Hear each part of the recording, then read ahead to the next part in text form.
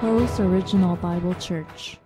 우리가 이렇게 주님을 깨닫게 되고 알게 되는 죄사함을 받는 것이 왜 중요하냐면 사실 이것은 우리의 구원과 관련이 있기 때문입니다. 사실 먼저 예수님이 십자가에 우리 죄를 위하여 이렇게 고난을 받으시고 그 십자가에서 모든 죄사함을 다 이루신 후에 부활하시고 승천하시고 또 하나님 우편 보좌에 앉아서 지금은 우리가 그분이 마지막 날에 우리를 심판하러 오시는 이 예수님, 그래서 재림을 기다리는 이 예수님이 구원의 메시지의 핵심이죠.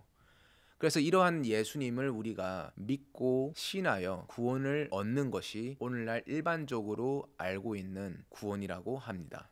그러나 이것은 우리가 성경에서 말씀하시고 있는 증거와 매우 큰 차이를 가지고 있습니다. 그리고 죄가 사해졌다는 것도 성경은 흔히 일반적으로 알고 있는 윤리도덕적인 우리가 잘못을 범하거나 아니면 세상 법쯤을 어기는 것을 죄라 하고 또 그것에 대한 죄사함을 말하는 것이 아니라 이렇게 예수가 그리스도가 되시는 예수 그리스도를 우리가 알지 못하는 그런 무지로부터의 죄를 사해 주시는 것을 성경은 말하고 있다는 사실을 보면 이렇게 죄와 죄사함을 받는 것도, 그래서 죄사함을 받고 구원을 얻는다는 것도 우리가 성경을 가지고 봤을 때 차이가 있다는 것을 우리는 확인을 했습니다.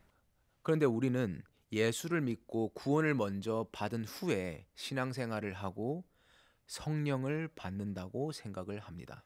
그러나 이 부분은 우리가 성경을 통해서 보았을 때 정말 다른 큰 차이를 가집니다.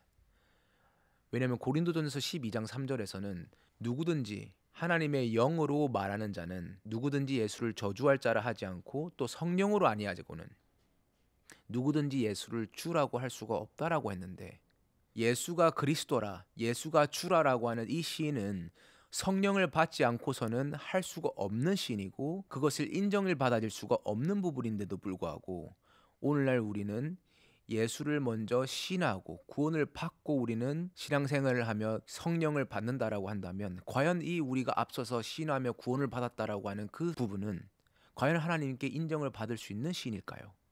그래서 이 성령을 받는 것은 갈라디아서 3장 2절에서는 뭐라고 하시냐면 내가 너희에게 다만 이것을 알려하노니 너희가 성령을 받은 것은 율법의 행위로냐 듣고 믿음으로냐. 듣고 믿음으로 우리는 성령을 받는다고 합니다. 그래서 듣고 믿음이냐 믿음으로냐 하는 이 부분이 원어에서는 믿음의 들음으로부터 난다라고 하거든요. 왜 이 말씀을 하냐면 로마서 10장 17절에서는 이 들음이 믿음은 들음으로부터 나고 들음은 예수 그리스도의 말씀 복음으로부터 난다라고 했습니다. 그렇기 때문에 우리가 예수 그리스도의 복음을 들음으로 우리는 믿음이 생기고 성령을 받게 된다는 사실입니다. 그렇기 때문에 우리가 성령을 받지 아니하면 이렇게 예수 그리스도를 신할 수가 없는 것이고, 예수가 그리스도라는 것을 신한다는 것은 단순히 예수는 그리스도야 라고 하는 것이 아닙니다. 사실은 왜냐하면 우리가 앞서서 봤듯이 주여 주여 하는 자도 예수님이 아직 그리스도가 되시기 전에도 예수님을 주라고 부르는 사람들이 있었고 그리스도라고 부르는 자들도 있었고, 그리고 예수님은 심지어 나보고 주여 주여 하는 자마다 그렇다고 해서 천국에 들어갈 것이 아니라고 하는 말씀을 보면 우리가 단순히 이것은 예수님은 주예요, 구주예요, 그리스도예요라고 표현을 한다는 것을 말씀하시는 것이 아니라 성령이야말로 그분께서는 우리에게 이 말씀을 깨닫게 해주시고 생각나게 해주시는 분이기 때문에 우리가 성령을 통해서 이 말씀을, 성경 말씀을 깨달아야지만이 예수님은 이렇게 해서 그리스도가 되시는 것을 알고 믿게 된다는 사실입니다. 그래서 우리가 성경을 통해서 예수가 어떻게 그리스도가 되시는 것을 먼저 알고 믿어야지만이 되는 것을 우리는 알지 못하는 상태에서 먼저 믿고 구원을 얻고 시작한다는 것은 성경과는 굉장히 큰 차이가 있습니다. 그래서 이 성령을 받는다는 것은 사실 우리가 알고 보면 이 예수님이 곧 승천하시기 전에 그리스도가 되셔서 영으로서 올라가셨다가 우리 안에 다시 나오신 이 예수님이 영으로서 우리 안에 거하시고, 그래서 그분이 우리 안에 오신 이후로는 그분이 우리에게 아버지께로 받은 그 죄사함, 무지로부터 알지 못하는 그 죄로부터 예수가 그리스도가 되신 것을 깨닫게 해주시는 것을 우리는 제사함으로 받았다는 그 상황에서 우리가 이것을 살펴보면 당연히 성령을 받았다는 것은 그분이 우리 안에 오셨기 때문에 그분을 알게 된다는 사실입니다. 그래서 성령을 받은 것은, 듣고 믿음이라는 말은 복음을 듣고 깨닫게 되는 것을 통해서 그분이 우리 안에 계신 것을 확인하게 된다는 거죠. 자, 그렇기 때문에 우리가 성령을 받은 것은 예수가 그리스도가 되셨던 이 복음을 우리가 들음으로 믿음이 생기고 성령이 우리 안에 계신 것을, 그리스도가 우리 안에 계신 것을 우리는 알게 된다는 사실입니다. 그런데 우리가 이것을 오늘날 먼저 신을 하고 구원을 얻고 그런 다음에 성령을 받는다는 이 얘기가 이렇게 왜 알고 들리냐면, 아마 우리는 이 그리스도가 영으로서 우리 안에 거하시는 성령이라는 사실을 우리는 알지 못한 채 성령을 받는 것과 예수 그리스도를 영접하는 것을 따로 보고 있기 때문에 오늘날 이렇게 우리는 알고 있다는 사실입니다. 하지만 성경은 그렇지가 않다는 거죠.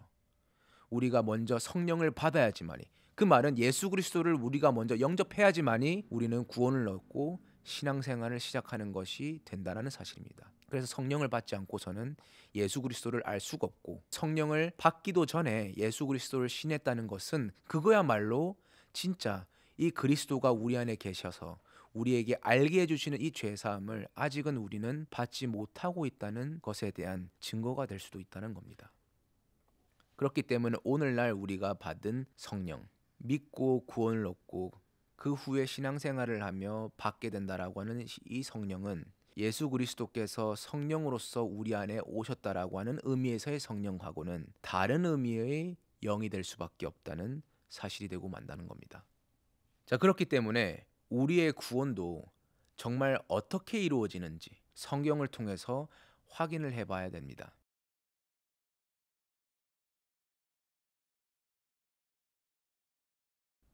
먼저 요한복음 17장 3절을 보면, 영생은 곧 유일하신 참 하나님과 그의 보내신 자 예수 그리스도를 아는 것이니라. 자, 여기서도 보면 영생은 참 유일하신 하나님과 그의 보내신 자 예수 그리스도를 아는 것이라고 얘기를 합니다. 아들 예수 그리스도와 하나님 아버지 두 분입니다. 요한복음 8장 19절에서도 이에 저희가 묻되 네 아버지가 어디 있느냐? 예수께서 대답하시되 너희는 나를 알지 못하고 내 아버지도 알지 못하는도다. 나를 알았더라면 내 아버지도 알았으리로라 라고 말씀하십니다. 그러니까 이걸 보면 예수님께서는 너희가 나를 먼저 알면, 너희가 나를 알았더라면 내 아버지도 알았으리로다 라고 말씀을 하거든요. 그리고 이런 비슷한 말씀들을 요한복음 14장 6절과 7절에서도 예수님이 이렇게 말씀을 하세요. 가라사대 내가 곧 길이요 진리요 생명이니 나로 말미암지 않고는 아버지께로 올 자가 없느니라 라고 말씀합니다. 그래서 너희가 나를 알았더라면 내 아버지도 알았으리로다. 이제부터는 너희가 그를 보았고 알았고 또 보았느니라. 그래서 14장 6절과 7절의 말씀을 보면 주님은 길이고 진리요 생명이신데, 왜 주님이 길이시냐면 나를 통하지 않고는 아버지께로 올 자가 아무도 없다라는 사실 때문이라는 겁니다. 그래서 예수님께서는 아버지께로 인도하시는 길이라는 겁니다. 그렇기 때문에 우리가 주님을 통하여야지만이 아버지께로 갈 수 있다는 말씀을 하시는 겁니다. 그 말은 우리가 이것을 조금 더 한번 곱씹어 생각을 해보면, 어쩌면 우리가 최종적으로 나아가야 되는 곳은 아들 예수 그리스도 안으로 온 것만이 아니라 아들 안으로 온 이후에도 아들을 통하여 아버지께까지로 나아가기 위함이라는 것을 성경은 이렇게 예수님이 직접 말씀하시는 것을 보아 강조하고 있다는 거죠. 그래서 아까 요한복음 17장 3절 말씀대로라면 아들 예수 그리스도와 유일하신 참 하나님 아버지를 아는 것이 영생인데, 우리는 영생을 얻기 위해서는 아들을 먼저 알아야지만이 아들을 알고 아버지를 알 수 있다는 사실입니다. 자, 그렇기 때문에 우리가 죄의 삶, 알지 못하거나 잘못 알고 있는 죄로부터, 무지의 죄로부터 죄사함, 알게 되는 죄사함을 받는 것이 이토록 우리에게는 구원과 관련돼 있기 때문에 중요하다는 사실입니다. 그래서 주님도 우리의 죄사함을 위하여 오셨을 때 우리에게 해주시는 이 일들이 자신이 누구인지 주님 자신을 증거하는 일을 하신다는 사실입니다. 히브리서 7장 24절과 25절에서도 이렇게 말씀을 하십니다. 예수는 영원히 계심으로 그 제사 직분도 갈리지 아니하나니. 자, 이 직분은 제사 직분은 대제사장 직분이거든요. 아론의 반차를 따르는 제사장 직분이 아니라 멜기세덱의 반차를 따르는 영원한 대제사장인 이 직분도 갈리지 아니하나니. 왜냐하면 예수는 영원히 계심으로. 어디 계시냐면 우리 안에 계신다는 거죠. 그렇기 때문에 대제사장으로서 영원히 우리 안에 계시기 때문에 언제든지 그분께 나아가는 자는 알게 되는 죄 사함을 얻을 수 있다는 사실입니다. 여기서 우리는 그걸 알 수가 있다는 거죠. 자, 25절에서는 그러므로 자기를 힘입어. 여기서 힘입어라는 말이 표현이 애매할 수도 있겠지만 우리가 아까 요한복음 14장 6절에서 나로 말미암지 않고는 아버지께로 올 자가 없다 했을 때 말미암아라는 단어가 있었죠. 이게 사실은 헬라 원문에서는 디아라고 하는 전치사를 사용하고 있습니다. 이 디아라고 하는 이 전치사는 통하여라고 하는 의미를 가지고 있어요. 그렇기 때문에 나를 통하여야지만이 아버지께로 올 수 있다는 의미에서의 통하여라는 전치사 디아를 썼습니다. 그리고 히브리서 7장 25절에 그러므로 자기를 힘입어라고 하는 의미도 똑같은 디아라는 전치사를 사용했기 때문에 올바른 번역은 자기를 통하여, 그러므로 자신을 통하여야지만이 하나님께 나아가는 자들을, 그러니까 아버지께 나아가는 자들을 온전히 구원하실 수 있다라는 사실을 하고 있다는 거죠. 그래서 이는 그가 항상 살아서 저희를 위하여 간구하심이니라. 그렇기 때문에 여기서도 예수님께서는 어떤 역할을 하시느냐면 우리를 구원시키는데 어떤 구원이냐면 자신을 통하여 하나님 아버지께로 나아가는 자들을 온전히 영원히 구원시키는 자로서의 구주시라는 겁니다. 그렇기 때문에 우리의 구원은 단순히 아들 예수 그리스도 안으로 온 것이 끝나는 것이 아니라 아들 안으로 왔다면 아들을 통하여 하나님 아버지께로까지 가는 이 구원을 성경은 이렇게 말씀하시고 증거하시고 강조하고 있습니다. 사실 우리가 히브리서 7장과 8장과 9장을 계속 보면 이 예수 그리스도를 대제사장이기도 하지만 또 중보자라고 표현을 계속해서 하는데요.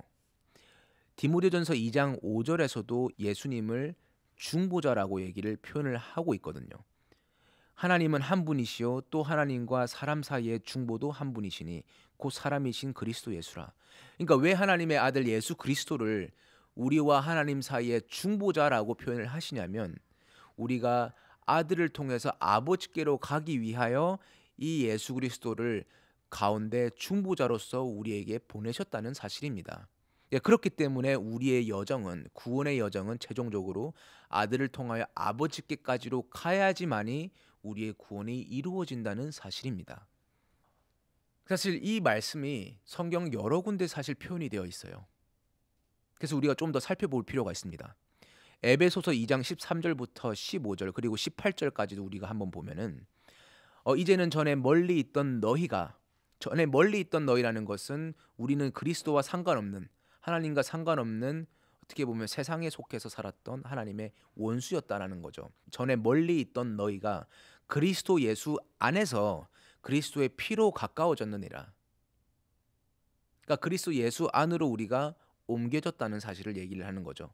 그는 우리의 화평이신지라 둘로 하나를 만드사 중간에 막힌 담을 허시고, 그러니까 둘로 하나를 만들었다는 것은 예수 그리스도께서 우리와 그리스도를 하나 되게 만들으셨다는 거예요. 그래서 14절 이 부분에서도 그는 우리의 화평이신지라 둘로 하나를 만드셨다는 것은 그리스도께서 우리를 그와 하나 되게 만드셨다는 거죠. 왜냐하면 어떤 의미에서 하나가 되시냐면 그리스도께서 우리 안에 오실 때, 그러니까 예수님이 그랬지 않습니까? 내가 너희를 고와 같이 버려두지 않고 다시 너희에게 올 때는 그날에는 내가 너희 안에 너희가 내 안에 있는 것을 알리라라고 했기 때문에 진짜로 실제로 우리 안에 영으로서 오셨을 때 당시에는 그때부터는 그와 우리가 하나가 되는 이 일이 생긴다는 겁니다. 그래서 그는 우리의 화평이라. 이 화평이라는 단어도 원어에서는 에이레네라는 단어인데 이것이 어떤 우리의 마음과 정신적인 상태가 평안하고 화목하고 하는 이런 의미에서 화평이 아니에요. 에이레네라는 이 단어는 원문에서는 에이로라고 하는 결합하다, 하나가 되다라는 의미에서 파생된 단어예요. 그렇기 때문에 에이레네라는 것은 엄밀히 따지면 화평, 어떤 편안한 상태를 얘기하는 게 아니라 하나됨을 얘기를 한다는 겁니다. 그런 의미에서 예수 그리스도는 우리의 화평, 하나되게 하시는 분이라는 겁니다. 그래서 둘로 하나를 만드사 중간에 막힌 담을 허시고 15절에는 원수된 것 곧 의문에 속한 계명의 율법을 자기 육체로 폐하셨느니 이는 이 둘로 자기 안에서 한 새 사람을 지어 화평하게 하시고, 여기서 화평하게 하신다는 것은 곧 한 새 사람을 지어 하나로 만드시고, 또 18절에서는 이는 저로 말미암아, 여기서 말미암아라는 것은 또 통하여라는 디아를 사용해요. 항상 그를 통하여, 그래서 이는 저를 통하여 우리 둘이, 그러니까 그리스도와 우리가 한 성령 안에서 아버지께 나아감을 얻게 하려 하심이라 라고 되어 있습니다. 그렇기 때문에 여기서도 우리는 알 수 있는 것이 왜 그리스도께서는 우리에게 우리 안으로 오셔서 우리와 그와 하나가 되게 만드시냐면은 결국에는 그 목적에는 우리가 하나가 되어서 아버지께까지로 나아가기 위함이라는 사실입니다. 자, 그렇기 때문에 우리가 진정으로 그리스도를 영접하고 성령이 되신 그리스도께서 우리 안에 오셔서 그분을 알게 되고 정말 깨달아서 그 안에 있다라고 한다면 우리는 여기서 우리의 구원이 끝났고 안주할 수가 없다라는 사실입니다. 왜냐하면 정말 그리스도가 내 안에 계신다라고 한다면 결국에 우리는 아버지께까지로 나아가는 이 구원의 여정을 가야 되기 때문이죠. 그래서 결국엔 우리의 신앙생활은 그냥 구원을 받았기 때문에 우리의 구원은 여전히 괜찮고, 하지만 우리는 어쨌든 신앙생활을 하는 이유에서 목적에서 하는 것이 아니라 아들 안에 들어왔다라고 한다면 아들 안에 온 이후로부터는 정말 아버지께까지로 가기 위한 목적에서의 신앙생활이 되어야 된다는 사실입니다.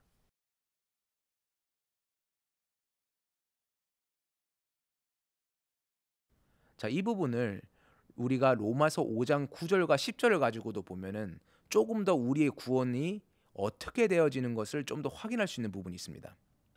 로마서 5장 9절과 10절을 보면 그러면 이제 우리가 그 피를 인하여 의롭다 하심을 얻었은즉 더 그로 말미암아 진노하심에서 구원을 얻을 것이니 라고 되어 있습니다. 자, 10절까지 좀 더 읽어보고 설명을 드리겠습니다. 곧 우리가 원수 되었을 때 그 아들의 죽으심으로 말미암아 하나님으로 더불어 화목되었은즉 화목된 자로서는 더욱 그의 살으심을 인하여 구원을 얻을 것이니라 라고 되어 있습니다. 자, 10절을 보면 화목되었은즉, 왜 화목되었다는 것은 우리가 에베소서 2장 15절부터 14절까지 봤을 때 화평이신 이 그리스도가 우리 안에 계셔서 우리와 그가 하나가 되는 그 화목을 두고 말을 한다는 거죠. 그래서 화목된 이 자는 우리가 그리스도 안에 있는 자들을 두고 말하고 있습니다. 그러니까 그리스도 안에 있다라는 것은 당연히 믿는 자로서 당연히 구원을 받았다라고 하겠죠. 그래서 믿는 자이고 그리스도 안에 있는 자들인데도 뭐가 있냐면 화목된 자로서는 거기서 끝이 아니라 더욱 그의 살으심을 인하여 구원을 얻을 것이다 라고 하는, 구원을 얻어질 것이다 라고 하는 미래 동사를 사용해요. 그래서 구원을 얻을 것임이 또 한 번 남아있다라는 사실을 합니다. 그래서 로마서 5장 9절에서는 우리가 똑같은 의미에서 그의 피를 인하여 의롭다 하심을 얻었은즉, 의롭다 하심을 얻었다라고 한다면 적어도 그리스도를 믿었거든요. 믿는 자로서 의롭다 하심을 얻은 상태인데도 불구하고 더욱 그로 말미암아, 그를 통하여, 말미암아라는 건 또 여기서도 통하여입니다. 아들을 통하여 진노하심으로부터 구원을 얻을 것이라고 하는 또 미래 동사를 사용해서 진노하심으로부터 구원을 얻을 것이다라고 성경은 말씀하고 있다는 겁니다. 그렇다면 의롭다 하심을 얻었은즉 구원을 얻은 것은 우리가 세상에 있을 때, 원수로 있을 때 아들 안으로 우리는 검짐을 받은 구원이 있지만 또 이렇게 아들 안에서 화목된 자로서는 또 하나님의 진노하심으로부터 구원을 얻어야 되는 이 구원이 한 번 더 있다는 것을 성경은 이렇게 밝히 말해주고 있다는 겁니다. 우리가 진노하심이라는 것을 한번 생각을 해보면 하나님은 누구에게 진노를 하실까요? 히브리서 3장을 우리가 읽어보면 광야에서 출애굽을 하여서 광야에 나오는 이스라엘 백성들이 있죠. 이 이스라엘 백성들에게 하나님은 뭐라고 하시냐면 내가 누구에게 진노하느냐, 누구에게 분노하였느냐, 애굽 사람들이 아니라 곧 광야에 나온 너희들에게 한 것이 아니냐 하고 이스라엘 백성들에게 하나님은 진노했다는 사실입니다. 이 광야 생활을 통해서 말이죠. 그러니까 그렇기 때문에 우리가 생각을 해보면 이스라엘 백성들이 출애굽을 해서 광야로 나옵니다.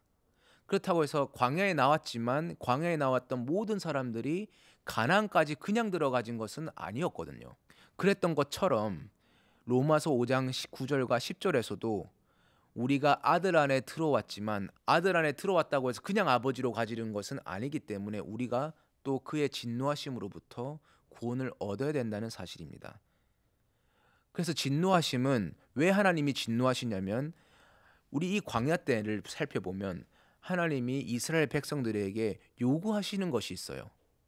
너희들이 그냥 나를 믿는다라고 그것을 인정하는 게 아니라 이스라엘 백성들에게 계명을 주시고 하나님의 이 말씀을 주어서 그 말씀을 지키는지 안 지키는지 순종하심을 본다는 사실입니다.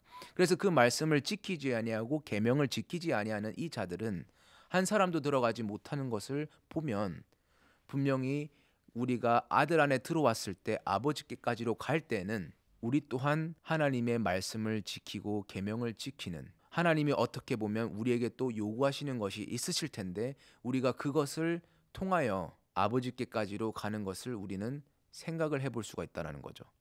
예를 들어서 구약 때 이스라엘 백성들에게 요구됐던 것은 예를 들어 신명기 10장 12절의 말씀대로라면 이스라엘아 네 하나님 여호와께서 네게 요구하시는 것이 무엇이냐 곧 네 하나님 여호와를 경외하여 그 모든 도를 행하고 그를 사랑하며 마음을 다하고 성품을 다하여 네 하나님 여호와를 섬기고 내가 오늘날 네 행복을 위하여 네게 명하는 여호와의 명령과 규례를 지킬 것이 아니냐 하는 것이 요구됐다는 사실입니다. 자, 그래서 이것을 보아하건대 우리 또한 세상에서 아들에게로 아들 안으로 들어와졌다면 아들 안에서 또 아버지께까지로 이 구원을 로마서 5장 9절 10절을 통해서도 확인할 수 있습니다. 근데 이뿐만이 아니에요. 유다서를 우리가 살펴보면요. 유다서 1장 3절에서도 일반으로 얻은 구원에 대해서 얘기를 하는 표현이 있습니다. 사랑하는 자들아 내가 우리의 일반으로 얻은 구원을 들어 너희에게 편지하려는 뜻이 간절하던 차에 성도에게 단번에 주신 믿음의 도를 위하여 힘써 싸우라는 편지로 너희를 권하여야 할 필요를 느꼈노니 자, 이들이 얻은 일반으로 얻은 구원 곧 뭐냐면 성도에게 단번에 주신 믿음의 도. 근데 믿음의 도라고 돼 있지만 원문에서 뭐라고 돼 있냐면 성도들에게 단번에 주어진 믿음이라고 되어 있습니다. 그래서 이 믿음을 위하여 힘써 싸우라고 편지로 너희를 권하여야 할 필요를 느꼈다라고 되어 있습니다. 그렇기 때문에 우리가 사도 바울이 에베소서 2장을 보면 너희가 은혜로 믿음으로 너희가 구원을 얻었다라고 표현을 하거든요.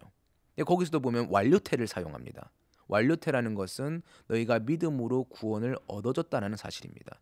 그러니까 우리는 그것을 보고 자 믿음으로 구원을 얻는 거 아니냐 다 믿습니까 하고 믿습니다 하면은 구원을 얻고 이것은 우리의 행위로 난 것이 아니라 하나님의 선물입니다. 그렇기 때문에 우리의 어떤 행위로 되는 게 아니라 하나님의 선물로 주어지는 것이기 때문에 믿으면 구원을 얻는다라고 얘기를 하죠.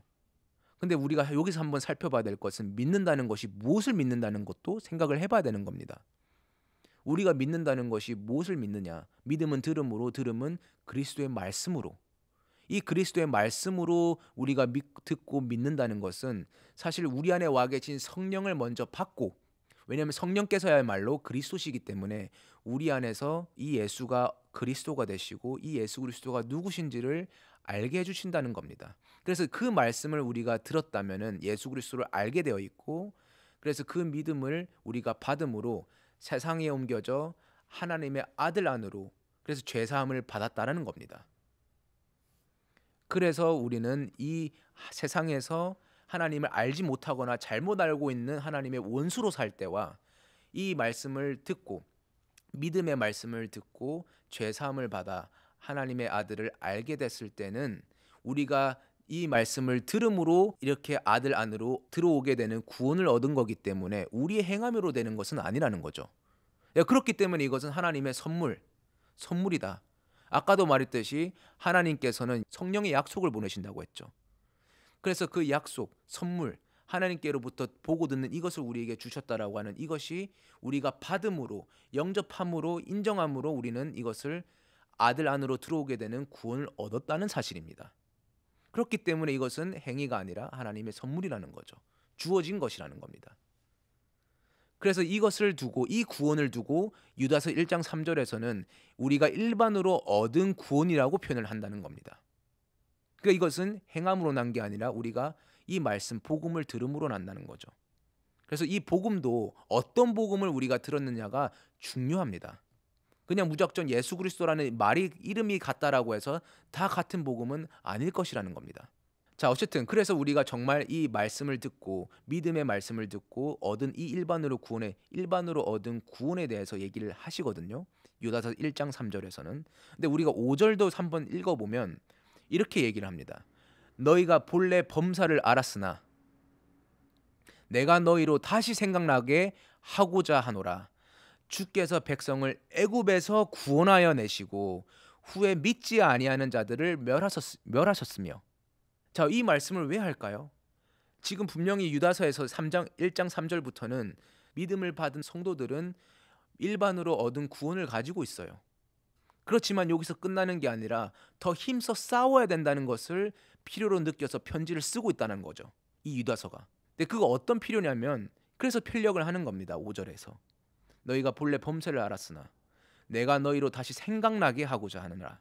무엇이냐면 주께서 백성을 애굽에서 구원하여 내시고 또 후에 믿지 아니하는 자들을 멸하셨다라고 돼 있다는 거죠. 자, 그럼 여기서 보면 몇 번의 구원이 우리는 보게 될까요? 백성이 애굽에서 광야로 한 번 구원이 있고요. 또 광야에서 또 한 번 가나안까지 가지는 구원이 있다는 사실입니다. 실제로 출애굽기 15장을 읽어보면 이스라엘 모든 백성들이 당시 홍해를 건너고 난 이후에 그리고 군대들이 쫓아오고 있을 때 하나님께서는 이 홍해를 닫으시고 모든 사람들을 물로 멸하셨죠. 그렇기 때문에 이 원수로들로부터 그리고 애굽이라고 하는 세상으로부터 이 자들을 구원해냈기 때문에 출애굽기 15장에서는 이 모든 이스라엘 백성들이 하나님 우리를 구원해 주셔서 감사합니다 하고 기뻐서 춤을 추고 노래를 부르는 것을 우리는 확인할 수 있습니다. 그러니까 그것이 뭐냐면 우리가 오늘날 말씀을 들음으로 하나님의 아들 안으로 들어오게 되는 우리 행위로 된 게 아니죠. 이스라엘 백성들도 행위로 하나님의 이들이 뭔가 행위를 잘했기 때문에 이들을 출애굽시킨 것이 아니라 단순히 모세의 말을 이 모세의 말은 하나님이 모세에게 준 말이에요. 이 모세의 말을 듣고 따라오니까 구원을 얻게 된 것이라는 겁니다. 그러니까 선물이겠죠, 당연히. 그래서 이 일반으로 얻은 이 구원을 얻었지만서도 후에 이스라엘 백성들은 광야에서 우리가 몇 명 가나안에 들어간 줄 아십니까? 단 2명만 들어갑니다. 출애굽을 해서 일반으로 얻은 구원을 받은 사람들 중에서 마지막에 가나안까지 들어가지는 것은 단 2명밖에 없었다는 사실입니다. 누구냐면 여분의 아들 갈렙과 눈의 아들 여호수아. 이 2사람 외에는 한 사람도 가나안에 들어가지를 못했다는 사실입니다. 출애굽을 해서 나온 사람들 한해서 말이죠.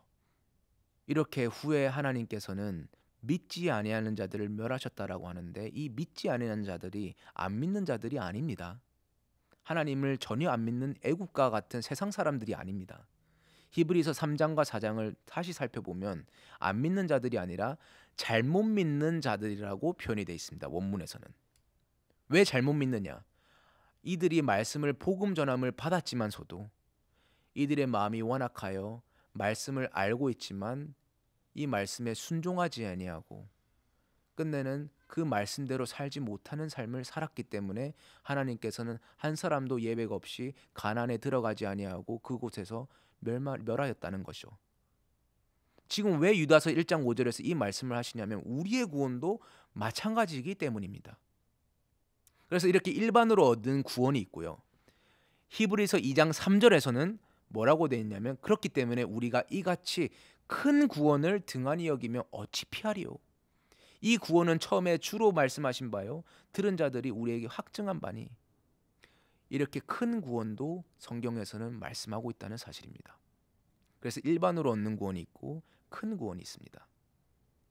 이 큰 구원에 대해서 말씀을 드리자면, 자, 빌립보서 2장 12절에 왜 사도 바울께서는 지금까지 하시는 말씀이 성경에서 유다서에서도 그렇고 로마서 5장 9절 10절에서도 그렇지만은 우리가 아들 안으로 들어왔다고 해서 끝이 아니라 오히려 아들 안에서 화목하게 되었다라면은 오히려 우리는 아들 안에서 아버지께까지로 나아가는 이 나아감을 우리가 얻어야 된다는 거죠. 그러니까 아버지께까지로 우리가 구원을 얻어야 된다는 사실을 말하는 겁니다.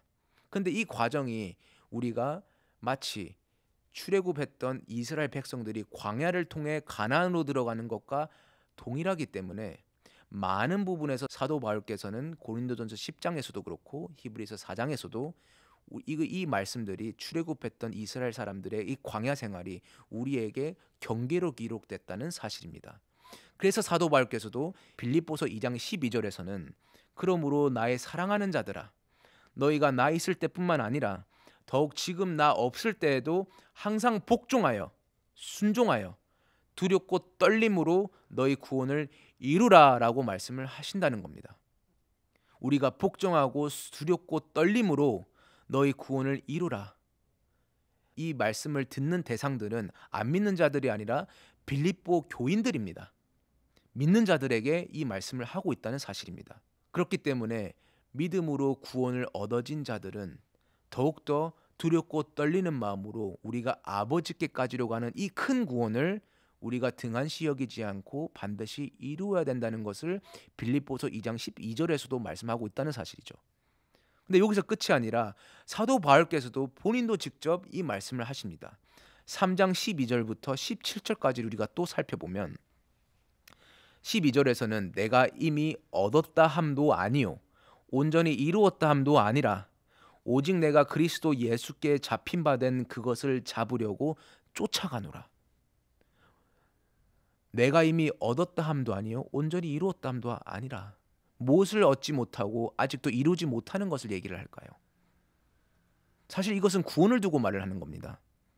자, 왜냐하면 오직 내가 그리스도 예수께 잡힌 바 된 그것을 잡으려고 쫓아가노라 라고 하는데, 사실 이미 잡힌 바 된 그것이 있는데 또 그것을 잡으려고 쫓아갈 필요가 있을까요? 이미 잡힌 바 된 게 있는데 예수께. 그래서 원문을 보면 제가 이 말씀을 드리는 이유는 조금 번역이 오류가 있기 때문입니다. 원문을 통해서 살펴보면 뭐라고 되어 있냐면 그리스도 예수께 취해진 붙잡혀진 것 위에서, 그러니까 사도 바울께서는 자신이 그리스도 예수께 붙잡혀진 것이 있기 때문에 그 붙잡혀진 것 위에서 내가 또한 붙잡을 수 있다면 또 어떤 것을 붙잡기 위하여 쫓아가노라 라고 한다는 사실입니다. 그러니까 그리스도 예수께 붙잡혀진 것이 있고 또 붙잡을 것이 있다라는 거죠. 자, 붙잡혀진 것은 수동태를 써요. 그러니까 붙잡혀졌다는 거죠. 예수 그리스도께. 그 외에는 또 예수 그리스도 안에서 사도 바울께서는 붙잡아야 될 것이 있다라는 사실입니다. 그래서 이 붙잡을 것은 무엇을 표현하느냐, 무엇을 의미하느냐. 14절을 우리가 이어서 보면 표대를 향하여 그리스도 예수 안에서 하나님이 위에서 부르신 부름의 상을 위하여 쫓아가노라. 사도 바울께서는 이미 그리스도 예수 안에 있다라고 하죠. 내 안에 사는 것은 그리스도가 내 안에 사신다라고 했어요. 그렇기 때문에 이 사도 바울께서도 그리스도 예수 안에 있는 자라는 거죠. 자, 그렇다면은 우리가 일반적으로 알고 있는 의미에서는 우리의 구원은 이미 그리스도를 영접함으로 끝났어야 되는 겁니다.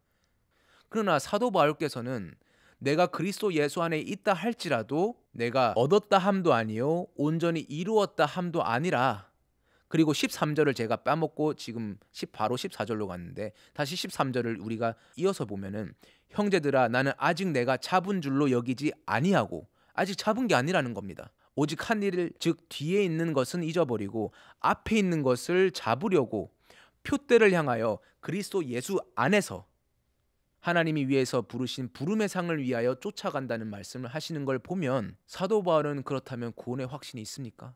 우리가 이렇게 생각을 한다는 거죠. 왜 구원의 확신을 얘기를 하냐면은 우리가 아들 예수 그리스도를 믿고 믿음으로 구원을 얻었다라고 하는 것 때문에 이 구원은 하나님의 선물이고 행위로 나는 게 아니기 때문에 이 구원은 영원하고 이루어졌다라고 생각을 한다라는 겁니다. 그렇기 때문에 구원의 확신이 있어야 된다라고들 얘기를 한다는 거죠. 근데 성경을 보면 사도 바울께서는 내가 그리스도 안에 있다 할지라도, 내가 그리스도 예수께 붙잡혀진 것이 있다 할지라도 그것에서 안주하는 것이 아니라 오히려 두렵고 떨리는 마음으로 내가 아직도 이루었담도 아니요 나도 다 된 것이 아니요 섰다 하거든 넘어질까 두려워하고 조심하라. 그 말을 전부 다 사도 바울께서 하신 말씀이라는 겁니다. 그래서 이것은 앞에 있는 것을 붙잡는 이 큰 구원을, 우리가 아버지께까지 가는 이 구원은 우리가 확신으로 가질 수 있는 것이 아니라는 겁니다. 확신을 가지고 있다고 해서도 된다는 것도 아니라는 겁니다. 그래서 이 부르신 상을 우리가 한번 14절에서 보면요, 우리는 과연 어떤 것이 상일까요? 물론 제가 지금 말하고 있는 말 가운데 이미 어떤 것이라는 것을 조금 눈치채신 분들이 있겠지만, 이것도 제 말이 아니라 성경 안에 있는 말씀이어야 되니까, 성경에서는 이 상을 뭐라고 할까요? 우리는 대부분들 많은 얘기하는 게 상급, 천국 가서 상급을 받아야 된다, 상급을 말하고 있죠. 근데 사도 바울께서는 이 말씀을 하시면서 주님의 마음을 가지고 있는 이 사도 바울은 무슨 상을 받으려고 이렇게 두렵고 떨리는 마음으로 복음 전하는 일을 통해 이렇게 달려간다고, 쫓아간다고 말씀을 하실까요? 상은 어떤 것이 아니에요. 창세기 15장 1절을 보면 하나님께서 아브라함에게 나타나셨을 때 이런 말씀을 합니다. 아브라함아, 나는 너의 방패요 너의 지극히 큰 상급이니라. 자, 뭐가 상급이죠? 하나님 자신이, 하나님 아버지 자신이 우리의 큰 상급이라는 겁니다. 그렇기 때문에 사도 바울께서도 예수 그리스도 안에 있어서 그리스도 안에서 붙잡으려고 끝까지 쫓아가는 이 대상, 이 표대가 뭐냐면 상이라고 했을 때 이 상은 곧 뭐냐면 하나님 아버지이신 상을 뜻한다는 겁니다. 자, 그렇기 때문에 주님이 성경에서 이토록 말씀해왔던 우리가 아들 예수 그리스도를 통하여 아버지께로 가는 이 구원, 여기서도 우리가 확인할 수 있다는 겁니다. 아들을 통해서 아버지께까지로 가야 된다는. 그래서 사도 바울도 실제로 그 구원의 여정을 이렇게 몸소 말씀을 하고 증거하며 이렇게 살아가셨다는 겁니다. 그래서 우리가 빌립보서 3장 17절에서도 보면 이 말씀을 그래서 하시는 거예요. 형제들아, 너희는 함께 나를 본받으라. 나를 본받으라. 뭐를 본받을 겁니까? 사도 바울의 어떤 모습, 성격, 성품? 본받으라는 것은 내가 이렇게 사는 것처럼, 내가 이렇게 구원을 이루어가는 삶을 사는 것처럼 너희도 나를 본받으라는 겁니다. 나와 함께 살고 나와 함께 같은 일을 하고 같은 믿음을 가지고 같은 신앙생활을 하라는 겁니다. 또 우리로 본을 삼은 것 같이 그대로 행하는 자들을 보이라.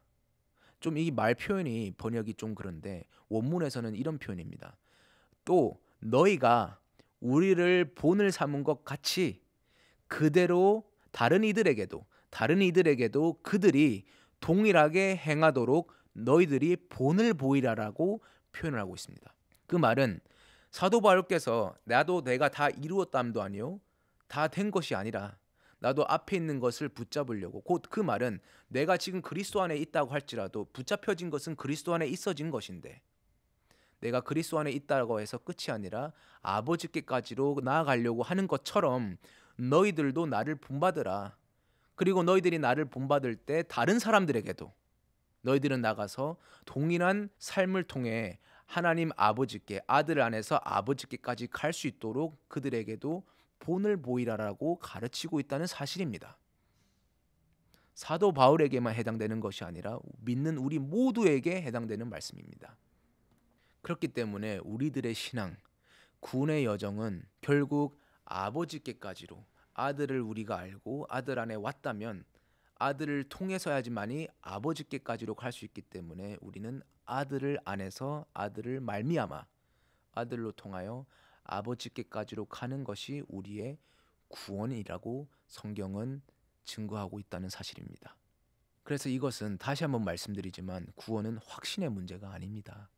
먼저 아들 안에 들어오는 구원은 정말로 복음을 올바르게 깨달아야지만이, 이 예수 그리스도를 올바로 깨달아야지만이 죄 사함을 얻고 우리가 그분 안에 들어오게 된 것이지만, 우리가 죄 사함을 얻고 예수가 그리스도가 되심을, 그리고 우리 안에 영으로 와 계심을 알고 난 이후에는 아들 안으로 들어오지만, 아들 안에 들어오고 났다고 해서 거기서 끝나는 것이 아니라 들어오고 난 이후로부터는 아버지께까지 가는 여정이 여전히 남아있다는 사실입니다.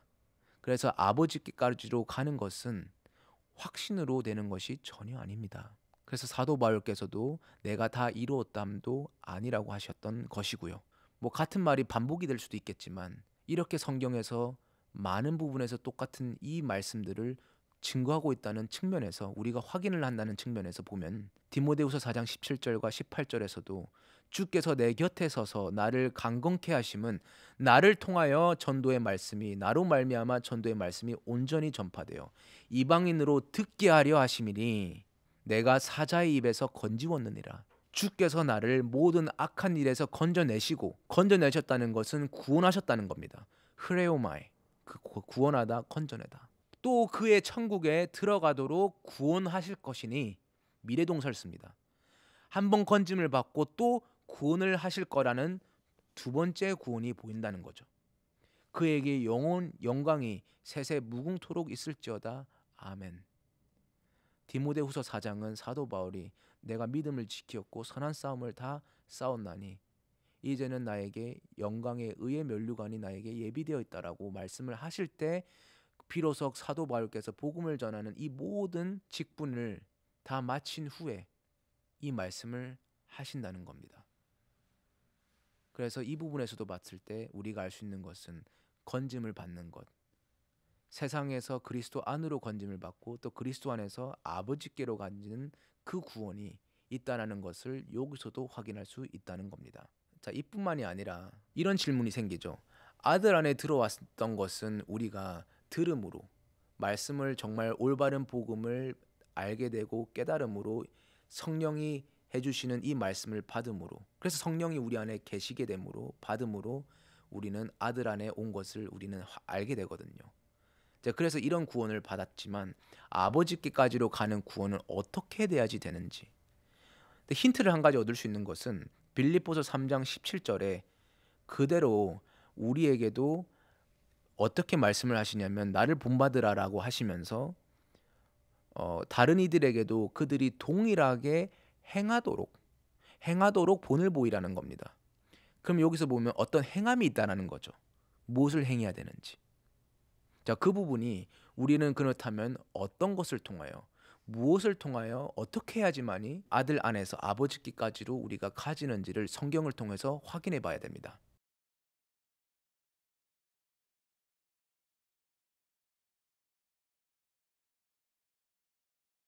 자, 이 부분을 알기 위해서는 사도 바울께서 아그리빠 왕 앞에서 전하는 내용을 보면 우리가 확실하게 알 수가 있는 부분이 있습니다.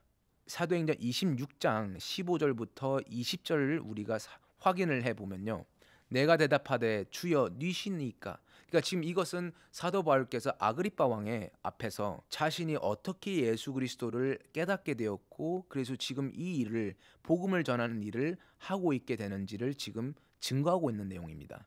내가 대답하되 주여 니시니까, 주께서 가라사대 나는 네가 핍박하는 예수라. 일어나 내 발로 서라. 내가 네게 나타난 것은 곧 네가 나를 본 일과 장차 내가 네게 나타날 일에 너로 사환과 증인을 삼으려 함이니, 이스라엘과 이방인들에게 가서 내가 너를 구원하여 저희에게 보내어 18절에 그 눈을 뜨게 하여 어둠에서 빛으로, 사단의 권세에서 하나님께로 돌아가게 하고 제3과 나를 믿어 거룩해 된 무리 가운데서 기업을 얻게 하리라 하더이다. 자, 일단 여기서 우리가 보면은 왜 주님께서 사도 바울을 복음을 전하라고 보내셨냐면은, 이 이스라엘과 이방인들에게 가서 이들을 어둠으로부터 빛 안으로, 그러니까 여기서 빛이라는 것은 무엇이 빛이냐면 이런 밝은 이런 빛을 얘기하는 게 아니죠. 여기서 말씀하시고 있는 빛은, 성경을 통해서 빛이 무엇이냐를 찾아보면 요한복음 8장 12절에서는 주님이 이런 말씀을 하십니다. 나는 세상의 빛이라. 주님께서는 자신이 세상에 빛으로 왔다라고 말씀하십니다. 그렇기 때문에 어둠에서 빛이라는 것은 세상에서부터 그리스도 안으로를 말을 한다는 거죠. 그러니까 그 사람들의 눈을 뜨게 하여 어둠으로부터 예수 그리스도라고 하는 빛 안으로, 사단의 권세에서 하나님께로 돌아가게 하고, 그래서 죄사함과 나를 믿어 거룩게 된 무리 가운데서 기업을 얻게 하리라 하더이다 한다라는 거죠.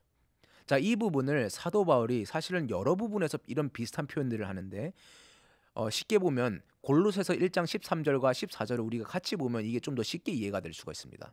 그가 우리를 흑암의 권세에서, 근데 이게 어둠이거든요. 흑암의 권세에서 건져내사. 자, 그럼 건져냈다는 것은 사도행전 26장 18절의 말씀대로라면 빛 안으로라고 해야 되는 것을 골로새서 1장 13절에서는 그의 사랑의 아들의 나라로 옮기셨다라고 되어 있습니다.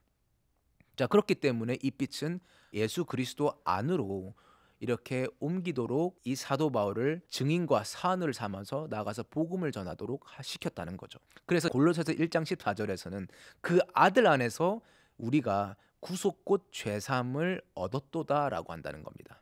자, 그렇기 때문에 우리가 아들 안에 왔다면 구속 곧 죄사함을 얻는데 뭘 가지고 죄사함을 얻을 거라는 거죠. 성경에서 얘기하는 죄사함은 죄가 알지 못하는, 잘못 알고 있는 무지의 죄로부터의 사함이기 때문에 온전히 예수 그리스도를 알게 되는 것을 두고 한다는 겁니다. 자, 그렇기 때문에 아들 안에 오는 것은 이렇게 어둠에서 빛 안으로, 이 말은 사도행전 26장 18절의 말씀은 우리가 아들 안으로 옮겨진 것을 얘기한다는 거죠. 그래서 죄사함을 얻게 된다는 거고요. 그리고 19절과 20절, 사도행전 26장 19절과 20절을 이어서 보면 19절에서는 아그리빠 왕이여, 그러므로 하늘에서 보이신 것을 내가 거스리지 아니하고, 20절에서는 먼저 다메섹에와 또 예루살렘에 있는 사람과 유대 온 땅과 이방인에게까지 회개하고 하나님께로 돌아가서 회개에 합당한 일을 행하라 선전함으로라고 되어 있습니다. 자, 먼저 이 부분을 우리가 이해하기에 앞서서 조금 번역에 대해서 짚어볼 필요가 있습니다. 그러니까 이게 하나님께로 돌아가서 회개에 합당한 일을 행하라라고 하니까 마치 어떻게 들리냐면 우리가 하나님께 가서 회개에 합당한 일을 행할 수 있는 것처럼 되어 있습니다. 근데 이 하나님은 사실은 어떤 하나님을 두고 말씀하시냐면 하나님 아버지를 두고 말씀하고 있거든요. 그러니까 하나님 아버지께로 돌아가서 회개에 합당한 일을 행한다는 것은 좀 하나님 아버지께까지로 가는 것이 우리의 최종 구원인데 하는 이 문맥에서 우리가 보면 조금은 뭐지? 하는 궁금증이 생길 수도 있는 부분입니다. 번역은 이렇지만 성경 원어 성경을 우리가 통해서 한번 보면은 어떻게 되어 있냐면 이렇게 되어 있습니다. 자, 이방인에게 회개에 합당한 일을 행하여서 하나님께로 회개하고 돌아갈 것을 전파하라라고 되어 있습니다. 그러니까 사도 바울께서는 먼저 다메섹에와 또 예루살렘에 있는 사람과 유대의 온 땅과 이방인에게 회개에 합당한 일을 행하여서 하나님께로 회개하고 돌아갈 것을 선전하더라라고 되어 있다는 겁니다. 그러니까 이것을 쉽게 말씀을 드리자면 하나님께로 돌아가서 회개에 합당한 일을 행하라가 아니라 하나님께로 돌아가기 위하여 하나님께로 돌아가기 위한 회개에 합당한 일을 행하라는 겁니다. 그러니까 하나님께로 우리가 돌아가려면 그것이 회개거든요. 하나님께로 회개하려면 돌아가기 위해서는 회개에 합당한 일을 통하여서 이렇게 하나님께로 돌아갈 것을 나가서 전파하더라라는 뜻입니다. 자, 이 말씀을 보면 우리가 우리가 아들 예수 그리스도 안으로서, 왜냐하면 어둠의 권세에서 빛이라고 하는 하나님의 아들 안으로 들어왔다라고 한다면 우리는 무엇을 행하여야지만이 아버지께로, 하나님 아버지께로 돌아갈 수가 있냐면 회개에 합당한 일을 행하여야 된다는 사실입니다. 근데 일단 그렇다면은 회개에 합당한 일은 뭘까를 먼저 우리가 확인하기에 앞서서 왜 그러면 돌아간다는 말씀을 하실까요? 자, 돌아간다는 이 단어가 사실은 에피스트레포라고 하는 헬라어 단어를 사용합니다. 이 에피스트레포는 회개하다는 이 단어와 동일어인데요. 회개하다는 단어는 보통 에피스트레포라는 동사를 쓰거나 아니면 메타노이아라는 이 회개라는 단어를 사용합니다. 그러니까 메타노이오는 말은 돌이키다, 마음을 돌이키다. 그러니까 마음을 우리가 하나님께로 돌이키다. 에피스트레포도 그래서 하나님께로 돌아가다 하는 돌아가는 의미에서 모두가 회개하다, 돌아가다는 의미를 사용하고 있다는 겁니다. 사실은 우리가 회개해라 라는 말을 많이 합니다. 죄를 지었으니 회개해라. 근데 회개라는 말은 우리가 사용하고 있는 회개의 의미는 보통 내가 이런 잘못을 뉘우칩니다. 용서해 주세요. 회개합니다라는 뉘우치는 의미에서 회개를 보통 사용합니다. 근데 성경에서는 회개한다는 의미는 사실은 아버지께로, 하나님께로 돌이킨다는 것을 얘기하거든요. 그러니까 돌아간다는 의미에서 말씀을 하고 있다는 겁니다. 이 회개는.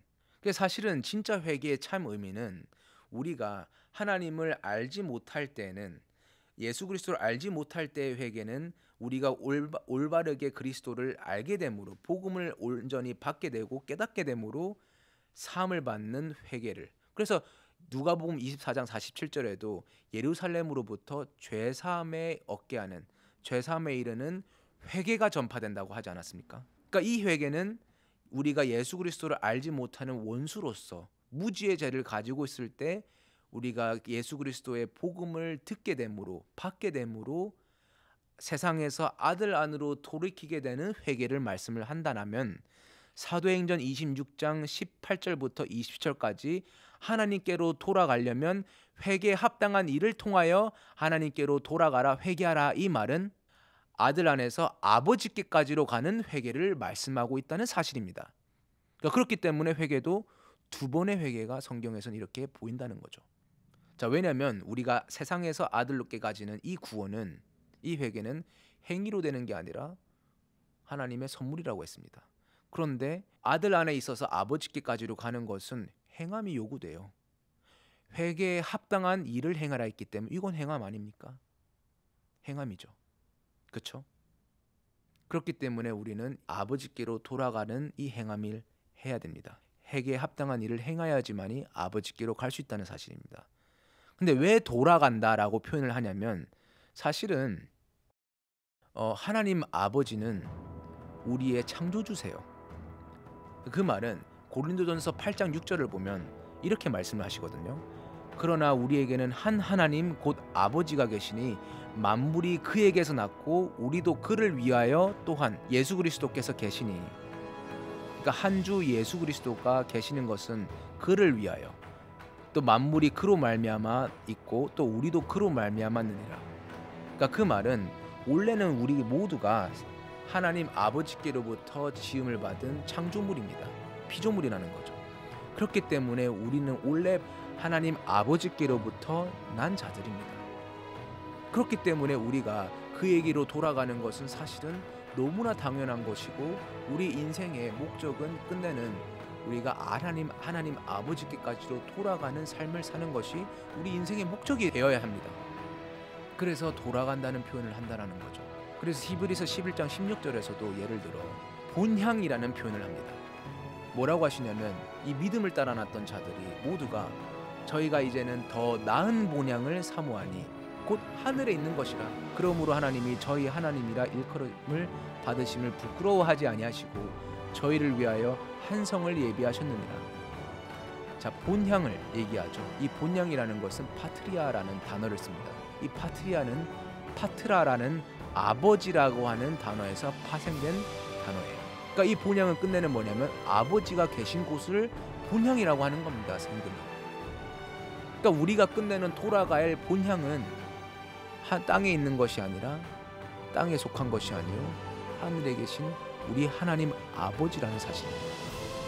그러니까 우리는 회개하고 돌아가야 된다는 것은 아버지께까지로 돌아가야 된다는 표현을 그래서 한다는 거죠.